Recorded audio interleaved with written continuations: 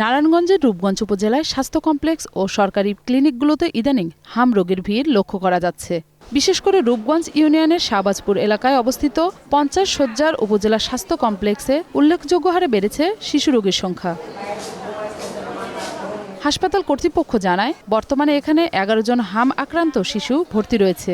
আক্রান্তের বয়স ৬ মাস থেকে ৮ বছরের মধ্যে।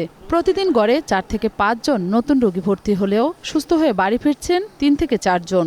আজকে 4 দিন আমার বাচ্চার আগের থেকে উন্নত হয়েছে। পরে ডাক্তার আইছিল, ডাক্তারে ইনজেকশন দিয়েছে, চিকিৎসা মোটামুটি চিকিৎসা দিতেছে।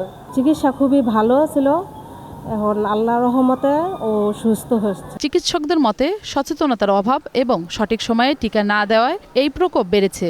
তবে দ্রুত চিকিৎসকদের শরণাপন্ন হলে এ রোগ থেকে মুক্তি সম্ভব। সঠিক সময়ে সঠিক চিকিৎসার মাধ্যমে আসলে এটা আমাদের নির্মূল করা সম্ভব, এবং সঠিক সময়ে যদি এই উপসর্গগুলো দেখা যায় হসপিটালে আসলে কিন্তু আমরা যথাযথ ট্রিটমেন্টের মাধ্যমে আমরা হাম রোগীকে ভালো করছি। এদিকে স্বাস্থ্যসেবা সাধারণ মানুষের দোরগোড়ায় পৌঁছে দিতে বন্ধ থাকা কমিউনিটি ক্লিনিকগুলো পুনরায় সচল করার আশ্বাস দিয়েছেন স্থানীয় সংসদ সদস্য।